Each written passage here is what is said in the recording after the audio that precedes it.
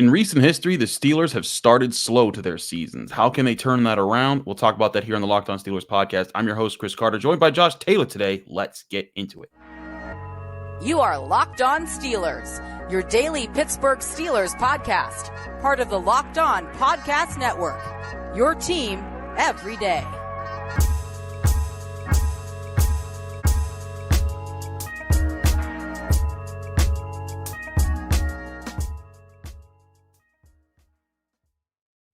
Hello, welcome to the Locked On Steelers podcast. I'm your host, Chris Carter, bringing you your daily dose of all things on the Pittsburgh Steelers. As always, you can find this show on your favorite podcasting apps and on YouTube. Like this video if you enjoy it. Subscribe to this YouTube channel to get all of your daily Monday through Friday episodes, as well as our bonus content. We thank you for making the Locked On Steelers podcast your first listen every day, because we're your team every day. And we have today with us Josh Taylor, a man from 93.7 The Fan and from KDK TV. You can see him all over the place. Josh, we're glad to have you back, man.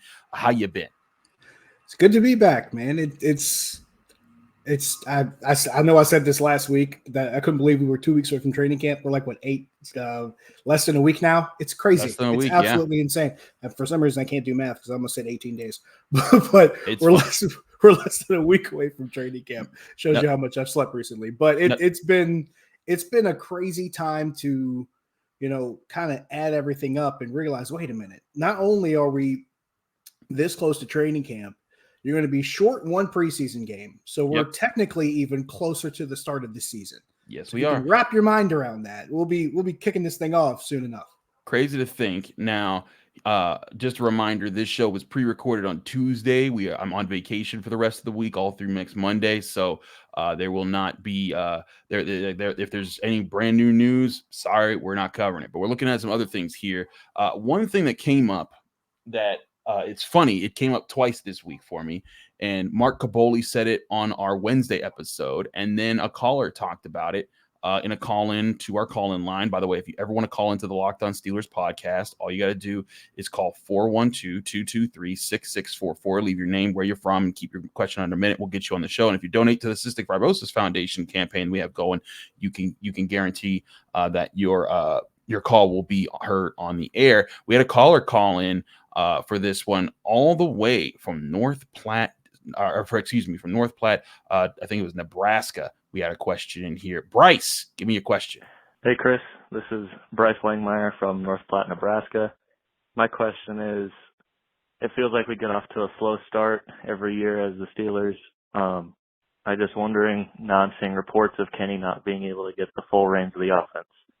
How much truth do you see in that? And do you believe that we will get off to another slow start? Thanks. Love the show.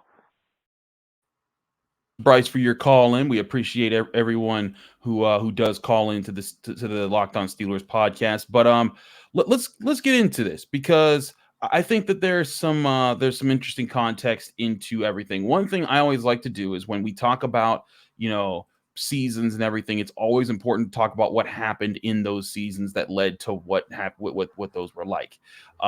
So first of all, Josh, Bryce isn't wrong, and because Mark Caboli brought this up last year, the Steelers were 1-3 in their first 4 games. In 2021, they were 1-3 in their first 4 games. Now 2020, they were 4-0. They were red hot. They went all the way to 11-0 that year. But in 2019, they were 1-3 in those games. 2018, they were 1-2-1 because they tied the Browns in the season opener that game. So there has only been one out of the last 5 years that they've had a winning record in their first 4 games of the season. But I look at this and I attribute it to quite a few things with the context. Now, 2018, that was the year Le'Veon Bell didn't show up, and that definitely threw them for a loop, and the offense was very mediocre in some of the starts of those games. You think back to the Browns game with Ben's 5 turnovers. The defense was utterly ripped apart by Patrick Mahomes in a game, and then the offense just disappeared against the Ravens early on. Then 2019, that was the year Ben Roethlisberger was hurt, so that was a whole other issue. They went now 2020, they played pretty well. It was when he was back, and the offense and defense had a pretty good mix to start the season. But then 2021, Ben's last year, they beat the Bills to start, but then offensive slow starts against the Raiders, the Bengals, and the Packers crushed them. And then in 2022, they win the opener again, but they again offensive problems with Mitch Trubisky, and then eventually Kenny Pickett gets in the middle of that last game against the Jets where they scored 20 points. But still, Josh, this has been a problem. Is this something that you think has become part of a system with the Steelers, or has this been a lot of circumstances that they've dealt with over the past few years? I'll say 90% circumstances, because there was one thing you left out about last season. That first game that they won against Cincinnati, that's when they also lost TJ Watt, and he didn't play the next 3 weeks. And it's become very well documented. When this team doesn't have TJ Watt, things don't go too well. So I'm willing to chalk up 2022 and 2019 as circumstances, because when you get 6 quarters of your future Hall of Fame quarterback in 4 games and you don't see him again the rest of that season, things aren't going to go too well for you. And then you lose your best guy in another one of those games, or another one of those seasons in the first. I think he was out 7 of the first 8 games. So that's not going to go too well. And then 2020, they actually did start hot, probably their hottest start ever in franchise history. There's that thing too. So all of that kind of comes in. Now, 2021 was a different story. I think that offense was just – I think we figured out that was kind of the beginning of the end, that we knew, hey, this wasn't the same guy that we had seen in years past. This wasn't 2010's Ben. This wasn't, late 2000s Ben. He wasn't the same guy. He was approaching 40. He was coming off elbow surgery, and it's just like, okay, you're not going to be able to do the same things with this team in order to win games like you did in years past with this quarterback. And I think that was kind of the early signs of, hey, this is not going to be the same as it was before. So you look at that, and even 2018, and I'm glad you pointed out Le'Veon Bell, especially giving all the news that we've heard in the past couple of days with Saquon Barkley and Josh Jacobs. And now, granted, Tony Pollard, he's going to be fine. He's still under contract for another year, so he's going to play for Dallas. But, that's another thing, just the whole situation with running backs in general, and Le'Veon Bell was just one of those recent examples of all of that going down. So all of this stuff, it looks like 90% circumstances for this team. But I will say this, because if you want to make it kind of a microcosm situation, first quarters for this team don't always seem to go well. If you're talking about the early parts of seasons, first quarters don't seem to go well for this team. So that's something you look at and say, okay, that may not all be circumstances. There may be something deeper as far as that particular issue. And for me, I think it's the inability for this offense to really establish a rhythm and establish a balance between the run game and pass game, because that becomes a really big dynamic going into this season. I think it's really important, especially with all the work that they've done, to try to rebuild this offensive line, or at least augment it and make it a little bit better and a little bit deeper. And they've already mentioned, hey, we're going to be physical. We're going to try to emphasize the run game. And if you're going to try to establish some kind of balance in your offense, especially knowing that your run game is going to be something that you emphasize, you have to start the game stronger. You have to start the game developing that presence as quickly as possible. And also, you can't give up any big plays early on defense too. So a lot of those things go hand in hand. The first quarter becomes very, very important as far as complementary football is concerned, as far as playing fundamentally sound is concerned, because you really do have to set that tone. So if I am looking at slow starts, I might not be looking at slow starts to seasons. I would be looking at slow starts to games, because that's something that transcends offensive coordinators. It's something that transcends quarterbacks. We're talking maybe a decade-long issue of slow starts in the first quarter for this team. So that's something you definitely need to examine. On the Kenny Pickett side of the question, I am not worried about that, because we saw just from the second half of the season to the end of the season to what Kenny Pickett's been up to in the offseason, the work he's put in, being in the facility, going over tape, the workouts he's had with his own private quarterback coach, which were just posted on Twitter. I think I just saw one today with a couple of videos and some photos of him practicing with his private coach over on the South Side. So we know Kenny Pickett is putting the work in to get himself ready. If there's somebody I am worried about as far as what this team could do on offense, Kenny Pickett is not on that list. So that side of it, I don't even entertain. I think he will be fine. He's got a full offseason to get himself prepared to understand everything he needs to understand. I think he will be fine. So if you pair together the rebuilding of the offensive line, the emphasis on the run game, which I've been saying has pretty much been gone for about half a decade now, and then the preparation of Kenny Pickett, which I think will be a lot more grounded and a lot more concrete going into this season, you'd like to think that combination of things might help you get rid of the slow first quarter starts. At least you hope it would. I want to talk more about some of those starts, because I think there's context, again, looking at some of those games that we're talking about, what happens early in those games, and then how they've developed, because I think there is a trend when it comes to Kenny Pickett that we saw even in the games that he played very well in. We'll talk about that in a minute here on the Locked On Steelers podcast. I'm Chris Carter. He's Josh Taylor. But first, before we do anything else, I want to talk to you guys about our great sponsors at eBay Motors. Now, our partners at eBay Motors have teamed up with the Locked On Fantasy Football podcast and their host, Vinny Iyer, to bring you some of the best fantasy picks each week, all season long. Whether you're preparing for a draft or scouting the waiver wire, every week we're going to provide you players that are guaranteed fits for your roster. So with draft prep underway for the upcoming season, let's see who Vinny has picked out for us on this week's eBay's Guaranteed Fit Fantasy Picks of the Week. Looking to make a smooth turn in fantasy football snake drafts with the last pick in the first round and the first pick in the second round, you'll be guaranteed to have a winning 1-2 punch with workhorse power in your backfield when taking the Colts' Jonathan Taylor and Browns' Nick Chubb back-to-back. While Taylor is a perfect rebound candidate in a more run-friendly overall offense in Indianapolis, Chubb is also set up to dominate with more of the combined workload in Cleveland. With eBay Guaranteed Fit, and over 122 million parts and accessories for your vehicle right at your fingertips, you can make sure your ride stays running smoothly. Air filters, brakes, batteries, taillights, alternators, shocks, struts, you name it, eBay Motors has it. And they'll make sure it's the right fit for your car, because eBay Guaranteed Fit helps you understand exactly what part you need for your vehicle the first time. So go forth, switch gears, crank the AC, and say goodbye to sweating if your ride needs some fixing up. Because now you know you'll always be set up for success from the get-go. With eBay Guaranteed Fit, everything your vehicle is calling for is just a click away. For the parts and accessories that fit your vehicle, just look for the green check. Get the right parts, the right fit, and the right pieces at ebaymotors.com. Let's ride. eBay Guaranteed Fit, only available to U.S. customers. Eligible items only. Exclusions apply.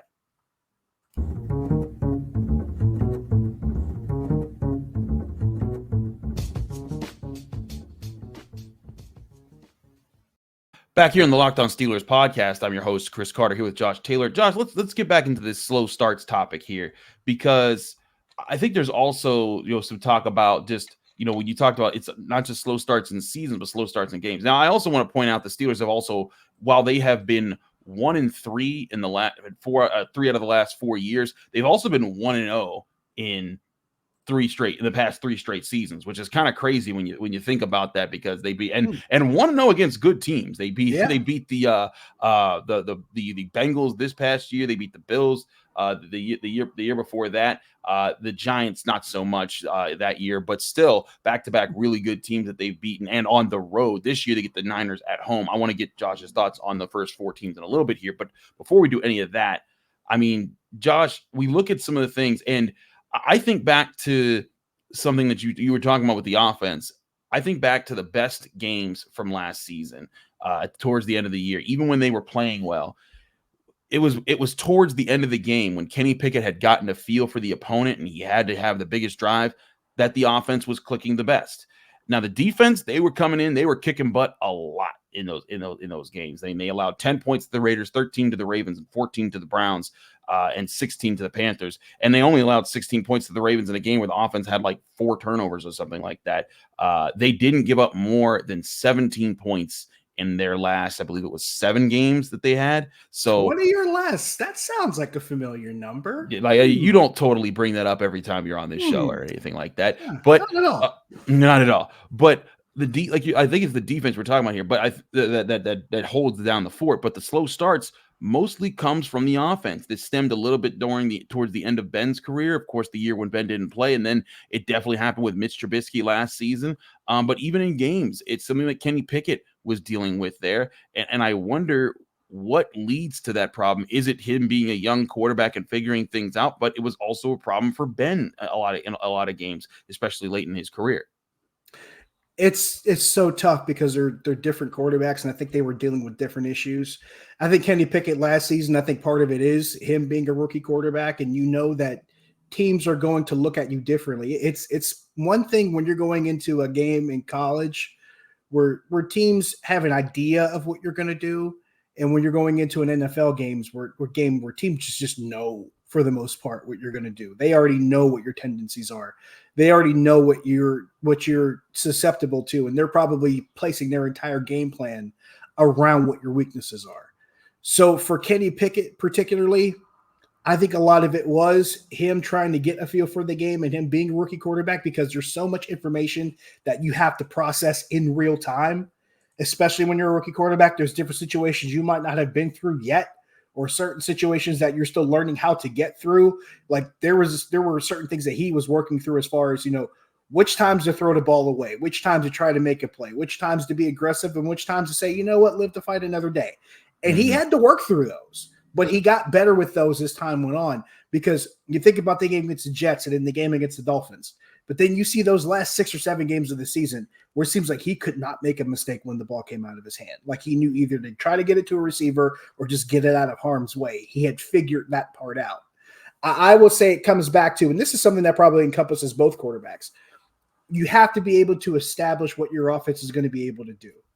And I'm going to keep coming back to this, because until the proof becomes otherwise, it's going to be that way for me. And you talked about this. A lot of those games last season, things started to click for them because the run game got off to a good start. I keep coming back to the game against the Saints at Heinz Field particularly, because the run game got out to such a strong start in that one. And they started doing a couple things differently. They were running out of the pistol in that game, which caught my attention. And Najee Harris, that was the healthiest he had looked the entire season, because they came off the bye week and you could tell he looked different. But B, he was running north-south. He was finding holes. He was hitting them hard, and he was hitting them with intention. And then as the season went on after that, it just looked like Najee got stronger. Not only did he get stronger as the season went on, but he got stronger as games went on. That game against Carolina sticks out to me. The game against Atlanta, where he just looked like he was running angry by the end of that game. You could see that momentum taking place on offense because they had gotten so much more confident running the football. And even in that game in Baltimore, you saw how they were starting to use that, maybe that twin wing offense where they were stacking receivers to one side and then having 2 tight ends with the wing on the other side. And they were using a lot of that jet motion. And Baltimore kept stretching themselves out horizontally, and the Steelers kept finding a way to hit holes vertically, and they were getting good chunks of yardage out of it. But then they were using that jet motion too. There was a play where Jalen Ward snapped off a big run because he was a jet motion guy. There was a play that Connor Hayward snapped off of jet motion, closing out the game being the jet motion guy. So you saw how the running game started to actually benefit from it as time went on. So if there's something I'm looking at, particularly if you're Matt Canada, if you're this offense, if you're Kenny Pickett, you want to try to be able to go off the strength of the run game, because we already saw the evidence that the run game was starting to progress. So if you can get into that rhythm early, if you can establish that physicality that we talked about last week, if you can start doing that earlier in games and allow Kenny Pickett to have more opportunity to have time back in the pocket, because once you start running the ball successfully, teams are going to start trying to stop the run. And as a quarterback, now you tell yourself, okay, I got some windows here. I got some space. They're bringing the safety in the box, which means I'm going to have a chance at maybe one-on-one on the outside. Now you start seeing those throws of George Pickens that everybody wants so much of him going down the field. Now you start seeing those opportunities for Deontay Johnson underneath. So if you can get that rhythm going earlier in games and establish that faster, maybe you'll see that turnaround.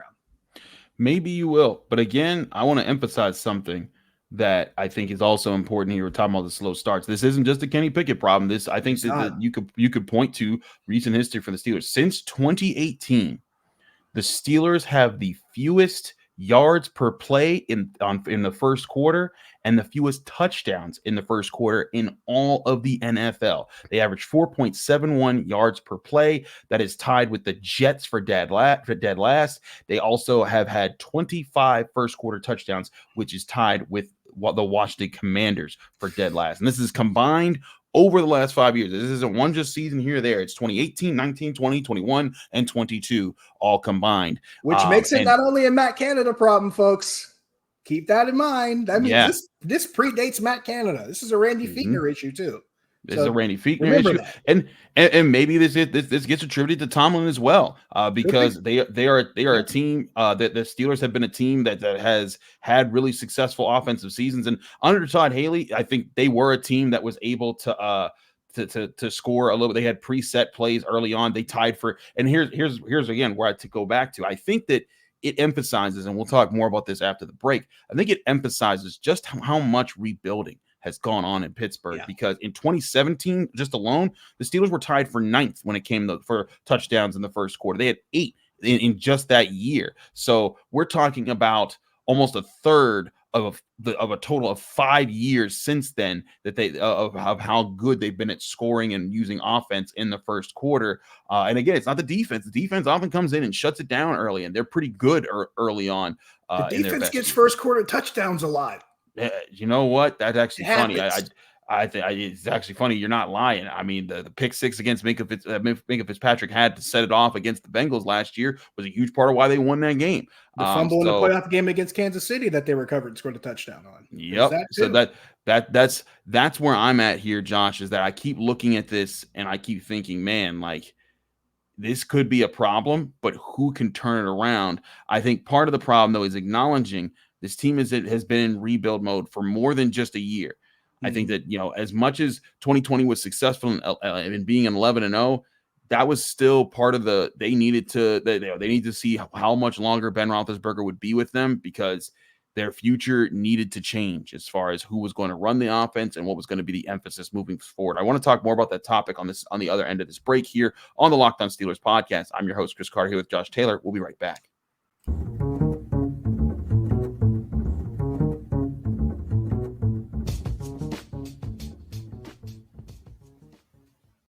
Back here on the Locked On Steelers podcast, I'm your host, Chris Carter, here with Josh Taylor of 93.7 The Fan and KDK TV. Josh, continuing our point here about starting slow, not just in seasons, but in games, with the low scoring as far as the touchdowns. I think it goes, we're talking about, what I was alluding to was the point about, the Steelers being in a rebuild mode for longer than people wanted to admit. Not just Ben Roethlisberger, but also that offensive line that just aged out in the end of the 2010s. And then we saw like really the last year that they were even together was 2020. And fast. They aged out fast. I mean, Marquise Pouncey and David DeCastro were Pro Bowl players, and then all of a sudden they were both gone. And that was something that, I know from just firsthand knowledge that, or secondhand, firsthand knowledge, because I got it from someone there. But I know from firsthand knowledge that was unexpected. They were hoping to have those guys be part of the new era that could carry over just the banner of this is what it means to play Steelers offense.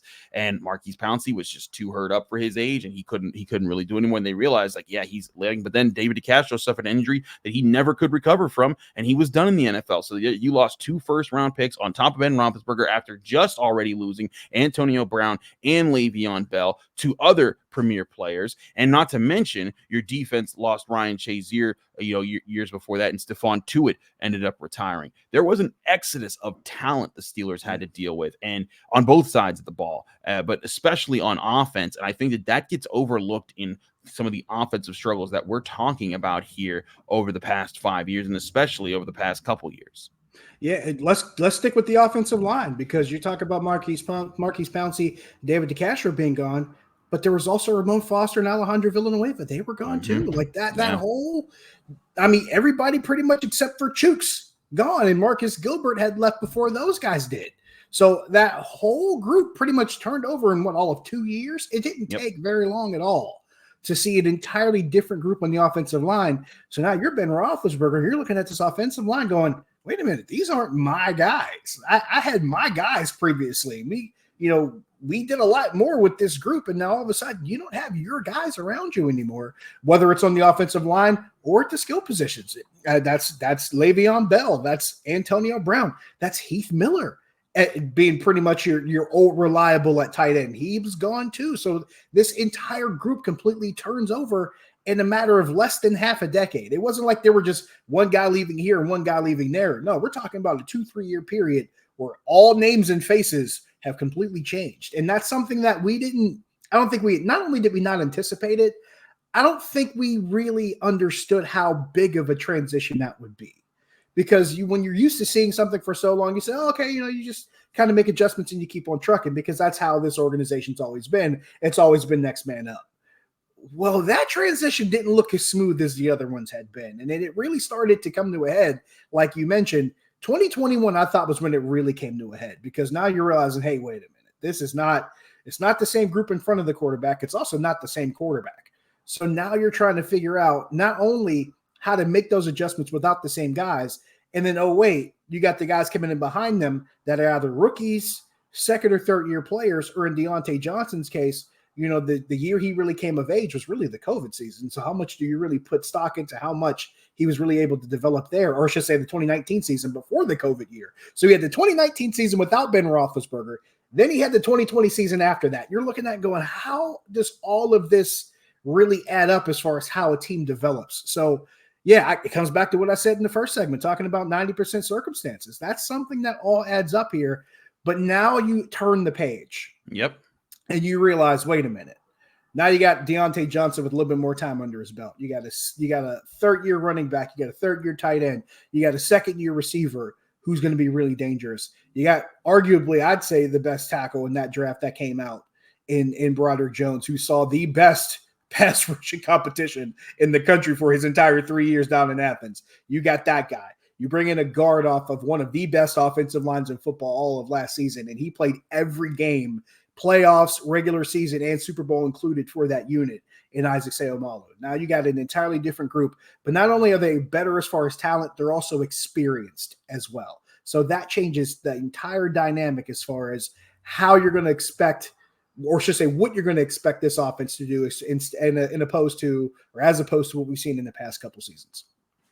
I want to get to a question that isn't directly about this, but I think kind of alludes to the point. We'll get to that here. But this was a question called by one of our listeners, Dylan in Toronto. We got a Canadian call here. Dylan in Toronto, Nebraska. I love it. I love how we just span the globe. This is fantastic. I'll give you all a sneak peek. We got one from Honduras coming on our Friday episode. So what? Steelers fans are everywhere, man. But here's global, Dylan. Dude. Here's Dylan from Toronto. It's gonna sound crazy. Hear him out because I have a point in how we're going to answer this question. Hey, Chris. Dylan here from Toronto. I have a little hypothetical for you, a little fun one. So me and my in Toronto, there's not many Steelers fans. So I got a few friends who like football but different teams, Ravens, Browns, whatever, and I was talking to them, and they said to me, what do you think TJ Watt is worth on the trade market? I think he's completely untouchable. I think someone goes, we'll give you 2 1s for him. I don't even think they take it. I think he's that important, and I think last year showed that. My friends are like, no way. He's a 30-year-old outside linebacker. 2 or 3 firsts is getting the job done. I don't think there's anything besides Patrick Mahomes that would take that guy away from you. Maybe Trevor Lawrence. All right, Chris. Thanks. Thank you, Dylan, for your question. Remember, you guys can call in at 412-223-6644. But I want to address this question. First of all, tell your friends to stay out the drugs, because if the Steelers were to ever trade TJ Watt for first round picks, I'm gonna channel LeBron James. It would take not 1, not 2, not 3, not 4, not 5. What are we talking about here? They're never giving them up. And part of this, and Josh, you and I were talking about this before the show when I was telling you this question. And Dylan, you're not crazy for asking that question. You're smart for telling your friends that they're crazy for bringing that to you. Yes. But there's that. My point here is that TJ Watt is that perennial pillar player that is just too talented to let go of. And we've been talking about the rebuild, what the Steelers have been through, because they've had to fix things on defense. They've had to fix things on offense. But when he plays, and I've talked about this before on the show, when he plays, they win 69% of the time when he is on the field. They win less than 1% of the, or 10%, excuse me, less than 10% of the time when he's not on the field. And so that is where I'm at, is that like, when he has been able to prop them up, when one amazingly great player, it's another reason also why he's the best defensive player in the NFL, not Myles Garrett, not any of those guys. That's how important. And I like Nick Bosa, but I like Nick Bosa. Bigger impact than Nick Bosa. Exactly. You can take those guys off those teams, their winning percentage doesn't drop. But I think it's also indicative of how the Steelers have been the last few years. The Niners, they've been in a prime. They've had a lot of their key players in the prime of their careers. They've been in a spot there. When we talk about some of these guys, the Browns, I mean, they're the Browns. They don't really count. But when you think of Patrick Mahomes has been able to do that part of his career with Tyreek Hill, with Travis Kelce, with all these other key players who were in the primes of their careers. The Steelers haven't had that much of an opportunity to do that. They've had TJ Watt, Cam Hayward, but it's been, they have, their quarterback situation has been murky. Their offense has fallen apart due to age and other issues.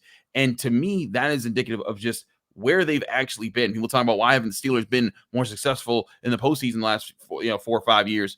Well, you know what? Maybe because they shouldn't have been as good as they were record-wise. They've been playing above the bar for the past several years. And I think that's where I think people need to start realizing, or maybe have started to realize, that the Steelers, they're more of an overperforming roster. But now, and again, this is why I think there's real confidence about this year, Josh. Now, if they overperform their roster right now, PFF, who never gives the Steelers credit for anything, ranked them as the 12th best roster in the NFL.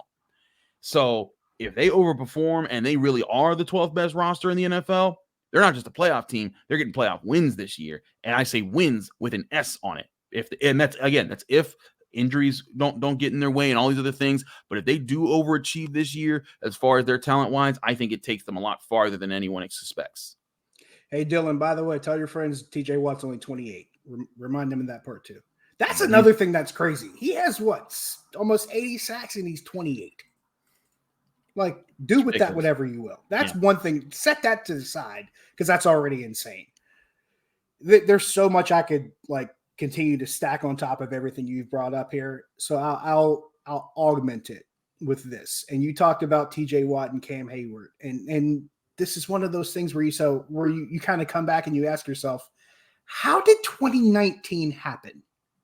Because that 2019 season, you had 6 quarters. That's a good question, man. 6 quarters of Ben Roethlisberger. 6. And then you played 14 games without him. And you won 8 of them. 8-6 without him. 8-6 without him in that season. Now, there's something else that happened right after Ben Roethlisberger's injury. And I've been saying this, Chris, you've been hearing me say this for a few years now. Week 2 of the 2019 season was a huge line of demarcation in the recent history of this franchise, because not only did they lose Ben Roethlisberger in what became a wasted season, which could have had a lot of potential for them, it also opened the door for them to trade for Minka Fitzpatrick during that same week. He shows up week 3, and they almost beat San Francisco on the road. Yep. If they did turn the ball over, 4 or 5 times? Because I want to say Minka had a couple of turnovers in that game. I think TJ Watt had a takeaway in that game. If the Steelers don't turn the ball over, keep giving it back to San Francisco, they walk out of that one with a win, because Minka Fitzpatrick showed up, and from the door, he was just making plays on the ball.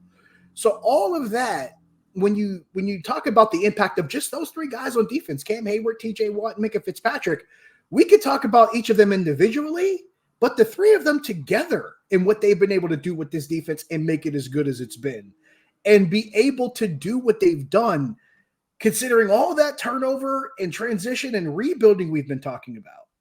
All of that does not happen without TJ Watt being one of the centerpieces of that group. None of it happens. And we're talking about a guy who's doing this, and this is something I like to remind people.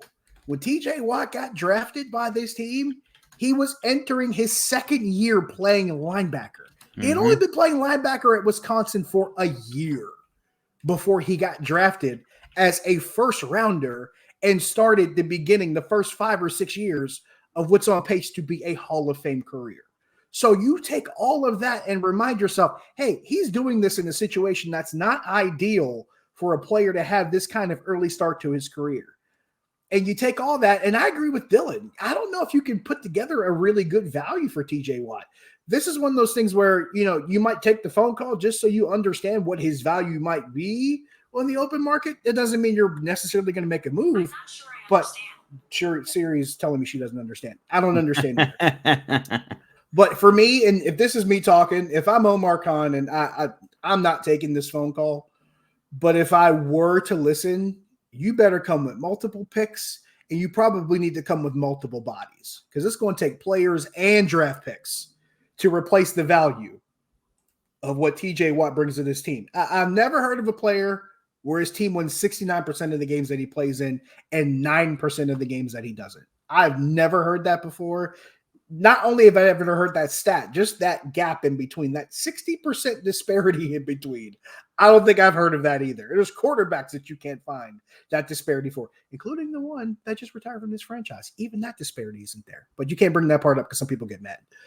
But that tells you that tells you just how much he's done in a very short period of time. And I'm going to say this again. He hasn't even turned 29 yet.